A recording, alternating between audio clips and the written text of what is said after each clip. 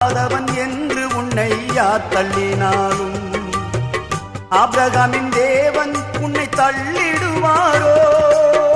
தஞ்சம் என்று வருபவரை தள்ளாத நேசரவே, தஞ்சம் என்று வருபவரை தள்ளாத நேசரவே, அஞ்சிடாதே மகனே மகளே என்று உன்னை தேற்றிடவே உனக்கொருவர் இருக்கின்றார், உன்னை விசாரிக்க துடிக்கின்றார், உன்னையும் என்னையும் இயேசு நேசிக்கிறார்.